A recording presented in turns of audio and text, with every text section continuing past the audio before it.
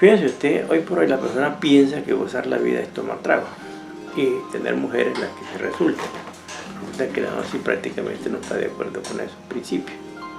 ¿Por qué? Porque la gnosis busca siempre la persona superarse en todos los aspectos. Físicamente, espiritualmente, una superación, un cambio total. Entonces no podemos ver un cambio total cuando lo que la humanidad nos enseña es eso. Prácticamente mujeres y vicio y trasnoche y todas esas cosas. La gnosis eso prácticamente no está de acuerdo con esos principios.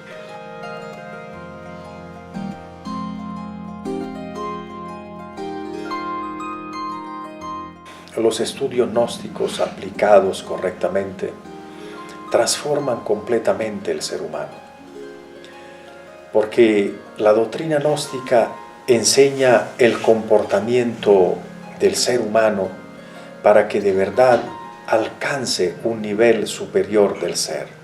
La gnosis ayuda a enseñar a la gente a que comprenda su nivel de frecuencia, su nivel de ser, y pueda elevarlo a otro nivel superior. Y eso es lo que se necesita lograr para entender realmente el porqué de la vida, para entender que nosotros somos parte integral de una vida que podemos mejorarla, no solamente la de nosotros, sino la de los seres que conviven y comparten en nuestro entorno, de manera que esa persona impacte e incida positivamente en su localidad, en su barrio, en su urbanización, en su ciudadela, en su comunidad donde él convive, pueda mejorar a su alrededor las demás gentes, impregnarlas de optimismo, impregnarlas de un sentido de progreso, de prosperidad, de organización, de avance. Todos los conflictos, traumas, etcétera, que se manifiestan en el ser humano, tienen una causa. Esa causa está dentro de cada uno de nosotros. La psicología gnóstica entonces nos ayuda a descubrir esas causas, esa razón y ese motivo por el cual se presentan toda esta serie de conflictos, problemas en el diario vivir, y que hoy por hoy pues son más complejos esos conflictos, esos problemas. Basta que miremos nuestra propia vida, nuestra propia existencia, y nos daremos cuenta de todas las contradicciones que existen dentro de cada uno de nosotros. Ya la frase griega, aquella que se encuentra en el templo de Delfos, hombre, conócete a ti mismo, es muy clara, muy evidente, porque si nosotros nos conocemos a nosotros mismos, continúa la frase diciendo, conocerás al universo y a los dioses. Es decir, que tanto existe un universo exterior como también existe un universo interior. Si no nos dedicamos a la búsqueda de ese universo interior, a profundizar en él, a descubrir, como dijo Jung, que lo verdaderamente consciente es ese mundo inconsciente que nosotros tenemos, indiscutiblemente que nuestra vida pasaría inútilmente. Naceríamos, creceríamos, nos reproduciríamos y viviríamos nuestra vida como lo hace todo el mundo. Finalmente envejeceríamos y moriríamos sin saber, lamentablemente, cuál fue el objetivo real de nuestra existencia. Cuando nosotros nos conocemos a nosotros mismos, podemos conocer el gran universo. El hombre va en una dirección, el hombre común y corriente va en una dirección totalmente contraria. Pretende conocer el universo, buscar las grandes verdades fuera de sí mismo cuando están dentro de nosotros mismos. ¿Por qué? Porque nosotros simplemente somos un microuniverso. Todo lo que está afuera está dentro, decía Hermes Trismegisto.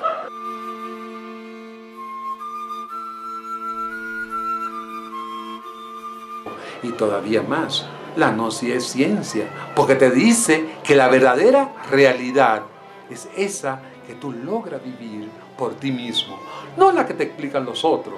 Todos los otros tendrán su propia verdad, más la verdad que tiene que convencerte de tu propia verdad. Entonces la gnosis es eso, ciencia, arte, filosofía, religión. Los 4 campos del conocimiento que te conducen a un punto de partida, a ti mismo.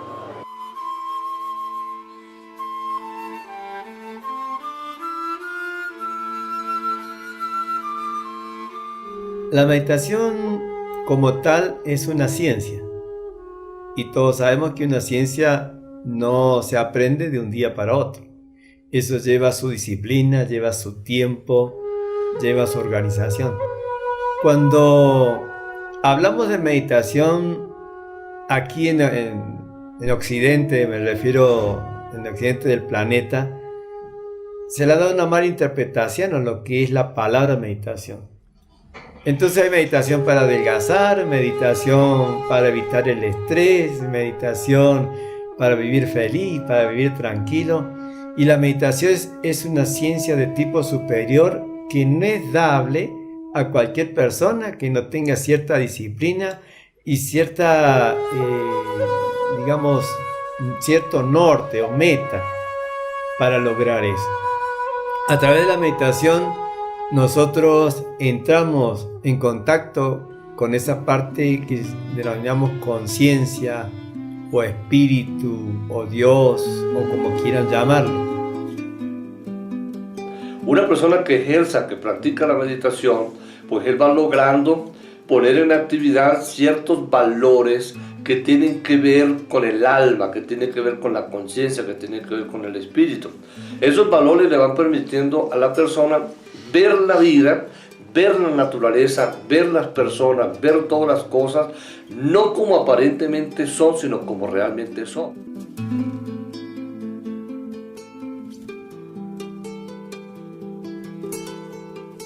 Salimos formados profesionalmente de la universidad, pero no salimos formados para la vida.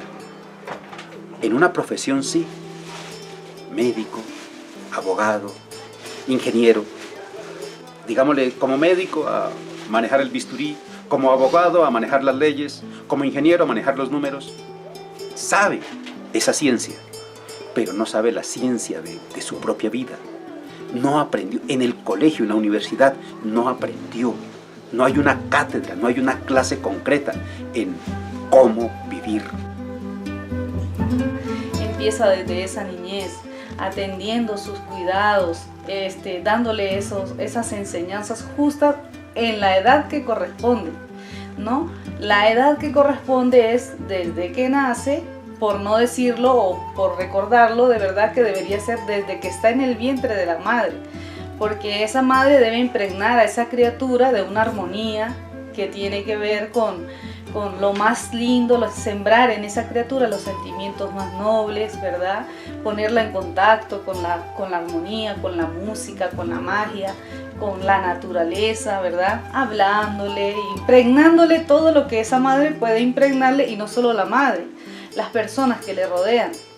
Entonces de allí, de ese calor humano, de eso que las personas le pueden dar a esa criatura que aún apenitas se está formando en su consistencia física, ya esa criatura está recibiendo todas esas influencias, y de ahí depende el futuro que esa criatura va a tener. Miren, los sistemas, ¿cómo hacen para robar la atención del niño? Entonces le dan al niño, le dan algo que ocupe su tiempo, justamente que ocupe su concentración, su atención, y que el niño ponga allí conciencia. Entonces, ¿qué es lo que debemos hacer nosotros los padres? Es lo mismo, pero a la inversa. Entonces, el niño necesita de un tiempo de acompañamiento, de un tiempo físico. Necesita el niño que se le dé una atención, pero no es una atención de alimentación, vestido, sino es atender a un niño significa convivir con él y compartir cosas que siente, cosas que le pasan, cosas que le gustaría hacer y hacer. Entonces hay que estar pendiente de eso.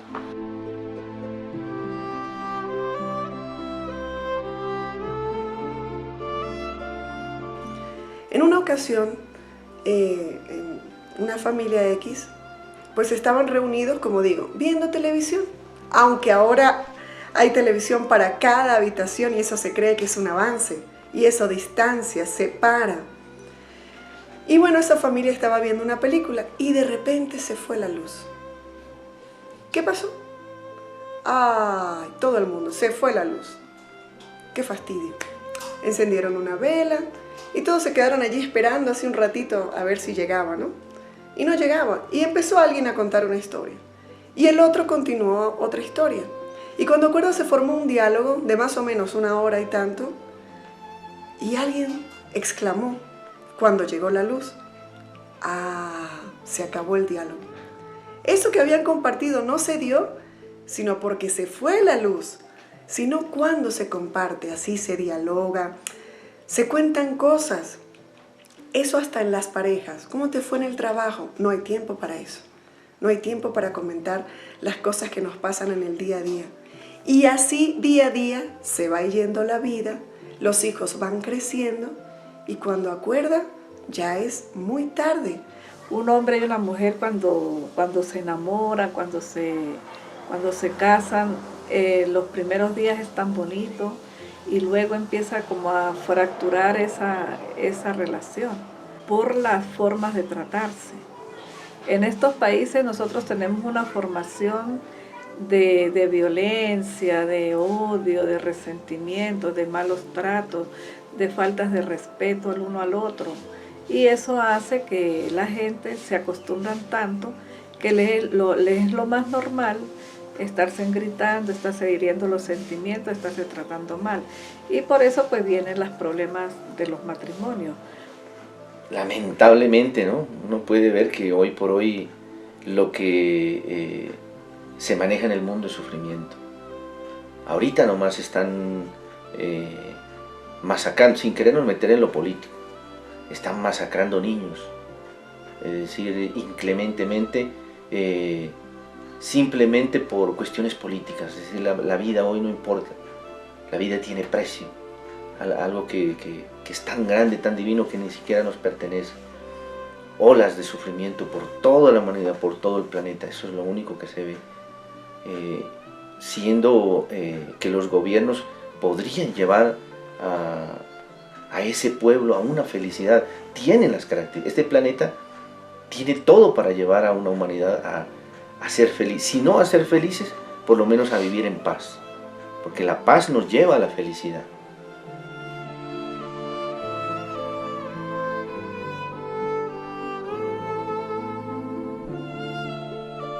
En primer lugar, para los chinos, en aquella China milenaria, eran los agricultores. Allí primero era la agricultura y el agricultor, y después tenían las otras posiciones. Por ejemplo, en primer lugar el agricultor, en segundo lugar los militares, en tercer lugar los filósofos, y el cuarto lugar era el comercio. Entonces, hoy en día, de primer lugar está el comercio, de segundo lugar están los militares, y de tercer lugar la ciencia primero y después los militares, y de último el agricultor. Por eso la pirámide es invertida, y hoy por hoy nadie quiere ser campesino, porque el campesino es atropellado, lo roban todo el mundo, el acaparador le roba al campesino, el campesino no tiene cómo vivir bien, vive sometido del sistema, sometido por la gente, sometido por el gobierno, sometido por todo. Nadie quiere ser campesino por eso. Por lo tanto, la agricultura orgánica casera es una cosa muy enriquecedora para la persona que le guste eso. Es algo que uno tiene que gustarle, porque es una relación que se forma con las plantas. No es simplemente no es algo frío, porque estamos trabajando con la vida. Como las plantas tienen vida, tienen energía y tienen vibración, y como toda cosa bonita, tienen armonía. Y entonces la persona que trabaja con ellos busca sacar adelante una planta llena de esa vida y de esa armonía, y eso es lo que llena la persona que la está sembrando y cuidando y cultivando.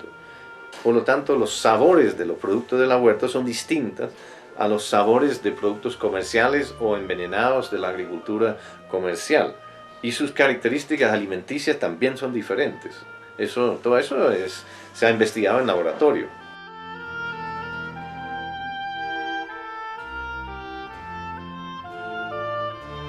Aquí podríamos decir que la enfermedad que conocemos nosotros ahora como más popular es el estrés.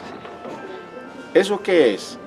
Una alteración y una desarmonía en el sistema nervioso cerebroespinal, sistema nervioso simpático, sistema nervioso parasimpático. Y esos tres sistemas desequilibrados llevan a la persona a tener un ambiente verdaderamente negativo. Entonces hay que oír música clásica, hay que tomar bebidas o lo que llamamos tisanas de toronjil, sidrón, mejorana. Eso todo hace un buen proceso en nosotros, pero la música clásica la recomendamos mucho nosotros. Y otra cosa, la reflexión. Una persona, por muy afanada que tenga su vida, debe de sacar siquiera una media hora de tranquilidad, de concentración en sí mismo, de relax en su cuerpo físico, relajar la mente. Las plantas sagradas son todas aquellas que tienen una connotación especial en la vida del ser humano, en la vida de la humanidad.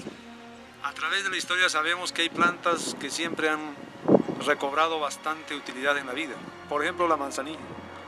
Por ejemplo, el tomillo, el pajarito. Árboles sagrados que han tenido grandes culturas de la humanidad, como el roble. Así hay muchas plantas sagradas que tienen incidencia muy bonita en la vida del ser humano. La rosa da una armonía espectacular. ¿A qué lo lleva la rosa? ¿A qué lo lleva la magia de la rosa? La magia de la rosa lo lleva a una armonía. Una persona que realmente esté en un estado antagónico, negativo, que se le murió un familiar y no sabe cómo sacarse esa pena moral, utilice la magia de las rosas. La magia de la rosa juntada en el cuerpo, frotando sus manos y untándose en su cuerpo, permite despejar la mente, darle armonía, darle paz. Y no solamente la rosa, el heliotropo, el nardo, el jazmín, todos esos tienen una magia importante. La causa, el origen, el fundamento de las enfermedades es el comportamiento humano a través del desorden psicológico que todo ser humano pueda tener en su vida cotidiana. La cura para la gastritis consiste en tomar 3 vasos de cocimiento de llantén al día, antes de las comidas cada uno. O sea, un vaso antes del desayuno, antes del almuerzo, antes de la cena, ojalá bien antecitos. Con una cucharada de carbón vegetal. Si se consigue carbón de roble, cuanto mejor. Se mezcla la cucharada de carbón vegetal en el cocimiento del llantén, se cuela porque a veces quedan gránulos y se toma. Esto se hace por unos 20 días y la persona se cura de la gastritis. Culturalmente tenemos muy mala información o costumbres en el sentido de combinaciones de alimentos, de cómo prepararlos, de los nutrientes que pueden tener un alimento u otro, combinaciones que se hacen. Entonces, culturalmente tenemos muy malos hábitos alimenticios y eso a su vez pues, va degenerando el cuerpo, va quedando sin vitaminas, sin nutrientes.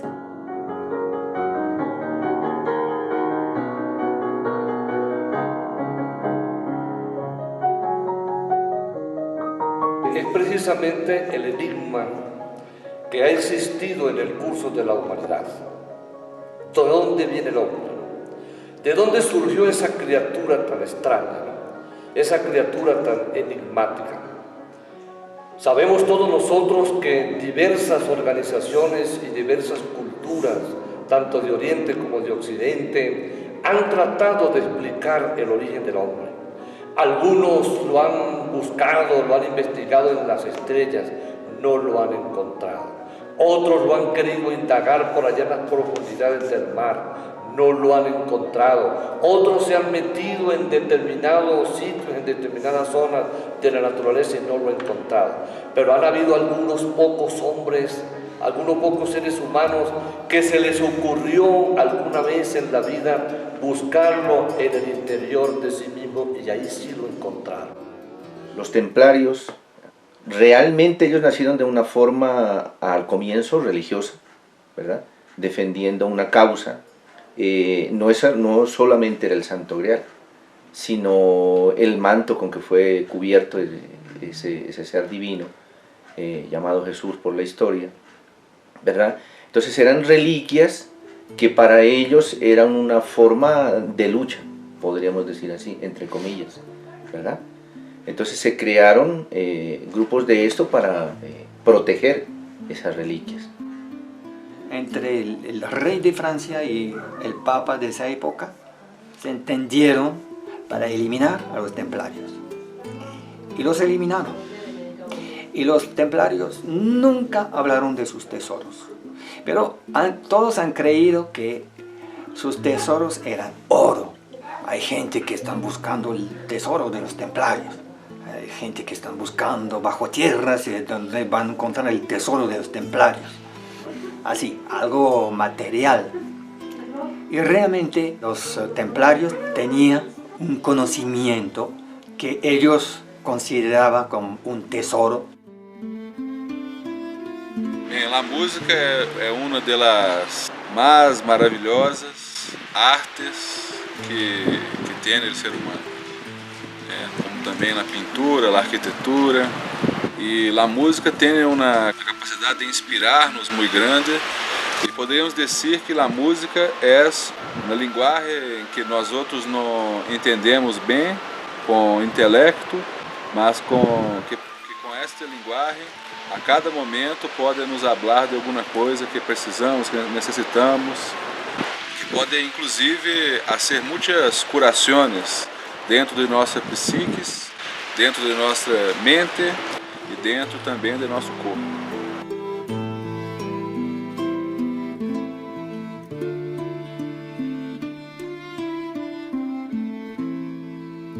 El mundo de los sueños es un mundo demasiado complejo, intrínseco, porque es un universo en el cual existen diferentes etapas y diferentes formas de interpretación. ¿Qué son los sueños? Los sueños son una proyección de la psiquis humana durante las horas del reposo nocturno, es un desdoblamiento. Entonces la persona queda liberada de su envoltura corporal y vaga por el astral y produce los sueños normales, lo que se conoce como el mundo de los sueños. Entonces el cerebro humano, como quiera que él vive interactuando en un mundo tridimensional, cuando se encuentra en desdoblamiento durante las horas nocturnas, la etapa del sueño propiamente dicho, él proyecta imágenes normales y corrientes de lo que está viviendo en el mundo tridimensional.